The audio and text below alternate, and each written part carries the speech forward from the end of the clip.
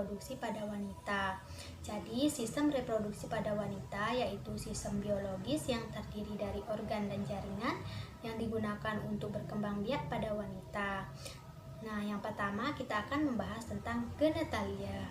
Nah, genetalia ini dibagi dua, yaitu yang pertama yaitu genetalia eksternal dan yang kedua yaitu genetalia internal.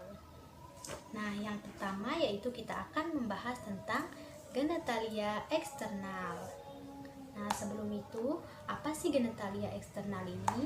Jadi, genetalia eksternal ini adalah alat kelamin wanita yang tampak dari luar. Nah, bagian-bagiannya yaitu di sini ada mons pubis atau tempat bertumbuhnya bulu-bulu halus. Yang di sini ada klitoris. Yang di sini ada uretra. Yang di sini ada selaput darah atau himen. Yang di luar atau bibir-bibir besar ini namanya labia mayor, yang di dalam namanya labia minor, yang di sini namanya vagina, yang di sini namanya anus. Nah, di genetalia eksternal ini terdapat dua kelenjar, yaitu kelenjar Bartholin dan kelenjar Skene. Kelenjar Bartholin terletak di sisi-sisi vagina. Fungsinya yaitu untuk melumasi vagina, sedangkan kelenjar Skene berada di sisi-sisi uretra. Fungsinya yaitu untuk menghasilkan selaput lendir. Selanjutnya kita ke bagian genetalia internal. Genetalia internal yaitu alat kelamin yang tampak dari dalam, artinya dia berada di dalam. Nah, yang pertama yaitu ada uterus atau rahim, yaitu tempat bagi sel telur yang telah dibuahi, ditanamkan selama kehamilan dan berkembang hingga lahir.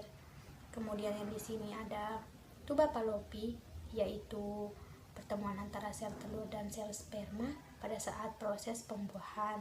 Nah, yang kemudian yaitu di sini yaitu yang membentuk jari-jari, yaitu Fimbriae, yaitu fungsinya sebagai menangkap sel telur. Dan kemudian yang di sini yaitu ovarium, yaitu untuk menghasilkan sel telur sekaligus tempat berkembangnya sebelum siap dibuahi. Nah, kemudian yang di sini yaitu ada cervix. Cervix yaitu fungsinya memproduksi lendir atau muskulus lendir, membantu menyalurkan sperma dari vagina ke rahim saat berhubungan seksual. Dan kemudian yaitu vagina, yaitu sebagai saluran penghubung ke rahim dengan labia dan vulva sebagai jalan masuknya. Baik, selanjutnya kita akan membahas tentang pelvis.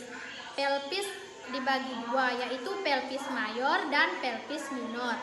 Nah, pelvis mayor atau bisa disebut dengan pelvis pars pelvis yang terletak di atas linea terminalis. Fungsinya yaitu untuk menyokong organ abdomen. Nah, dan yang kedua yaitu pelvis minor. Pelvis minor atau bisa disebut dengan true pelvis yang terletak di bawah linea terminalis. Fungsinya yaitu untuk menyokong organ reproduksi. Selanjutnya kita akan membahas tentang bagian-bagian panggul. Secara garis besar, panggul dibagi menjadi 4 bagian. Yang pertama yaitu 2 buah tulang oxycoccii, 1 buah tulang sacrum, dan 1 buah tulang coccygeus. Kemudian selanjutnya tulang coccii dibagi lagi, yaitu di sini ada ilium, di sini ada isium, di sini ada pubis. Nah, di tulang ilium ini juga dibagi lagi. Yang tebal ini namanya crista iliaca, yang di sini namanya spina iliaca, yang di sini namanya spina iliaca anterior superior, yang di sini namanya spina iliaca anterior inferior, nah yang di sini namanya spina iliaca posterior superior, dan yang di sini namanya spina iliaca posterior inferior. Nah, selanjutnya kita ke bagian istium. Istium dibagi lagi, di sini namanya tuber ischiadica, yang menonjol ini namanya spina ischiadica, yang di sini namanya foramen abductoratorium, yang di sini namanya yang bulat ini namanya acetabulum.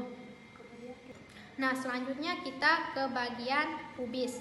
Dan yang di sini namanya ramus inferior osis pubis, yang di sini namanya ramus superior osis pubis, yang di sini yang membentuk segitiga ini namanya arcus pubis. Selanjutnya kita ke bagian sakrum. Yang menonjol ini namanya promontorium, yang bolong-bolong ini namanya foramina sacralis anterior, dan yang lurus ini namanya crista sacralis anterior. Articulatio, yang ini yaitu articulatio sacroiliaca yang menghubungkan tulang sakrum dan tulang ilium. Kemudian yang ini articulatio sacrococcygeus yang menghubungkan tulang sakrum dan tulang coccygeus. Selanjutnya yang ini adalah articulatio symphysis pubis yang menghubungkan pubis kiri dan pubis kanan. Selanjutnya kita ke ligamen. Yang ini namanya ligamentum iliolumbal yang menghubungkan tulang ilium ke lumbal kelima. Dan yang ini namanya ligamentum inguinal yang berada di spina iliaca ke ramus superior. Nah, dan yang bagian ini yaitu ligamentum sacroiliaca yang menghubungkan tulang sakrum ke tulang ilium. Nah, yang kemudian bagian ini yaitu ligamentum sacrotuberosum yang menghubungkan tulang sakrum ke tuber ischiadicum. Yang ini yaitu ligamentum sacrospinosum yang menghubungkan ujung sakrum ke tuber ischiadicum. Nah, dan yang terakhir yaitu ligamentum pubisum yang menghubungkan tulang koksai kiri dan tulang koksai kanan. Ya, kita ke bagian musculus. Yang di sini namanya musculus levator ani, yang di sini namanya musculus gluteus maximus, yang di sini namanya musculus pincer ani externus, yang di sini namanya musculus bulbus sponiosus, dan yang di sini namanya musculus gracilis. Selanjutnya kita akan membahas tipe-tipe pelvis. Tipe pelvis ada 4, yaitu ginekoid, android, antropoid, dan platypeloid. Nah, yang pertama kita akan membahas tipe pelvis ginekoid. Tipe pelvis ginekoid ini hampir mirip seperti lingkaran. 41% wanita memiliki bentuk panggul seperti ini. Spina ischiadicanya tumpul dan tidak menonjol, dan sudut arcus pubisnya membulat. Nah, kemudian yang kedua yaitu tipe pelvis android. Tipe pelvis android ini seperti jantung, 33% pria memiliki bentuk panggul seperti ini. Curvatura sakrumnya hampir lurus atau datar, spina ischiadicanya lebih menonjol, dan angulus subpubicusnya sempit. Kemudian yang ketiga yaitu bentuk panggul antropoid. Bentuk panggul antropoid ini mirip seperti segitiga, diameter transversal bagian posterior dekat sakrum, dan bentuk panggul seperti ini banyak ditemukan pada laki-laki. Pap ovalnya sempit, memanjang, ventroporsal. Kemudian yang terakhir yaitu bentuk panggul platypeloid.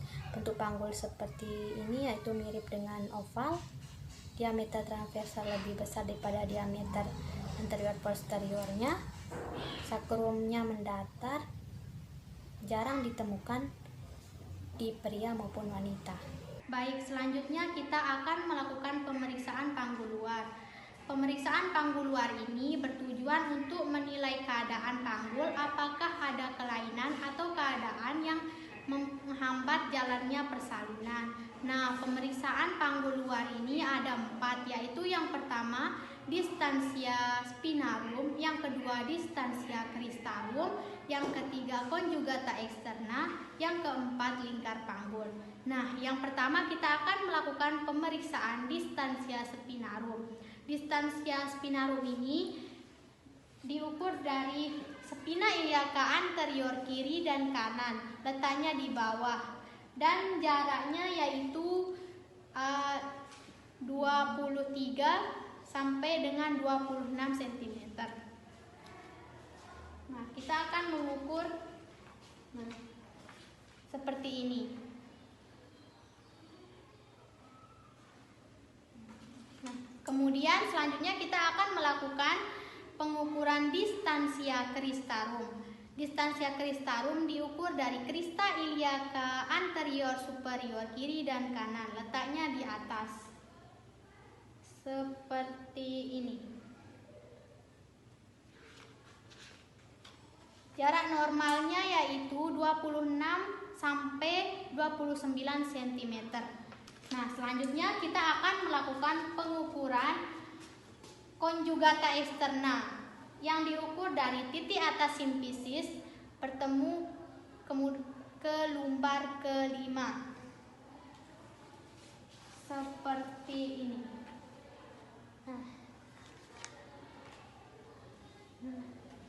Nah, jarak normalnya yaitu 18 sampai 20 cm. Selanjutnya kita akan melakukan pengukuran lingkar panggul menggunakan Maitland yang diukur dari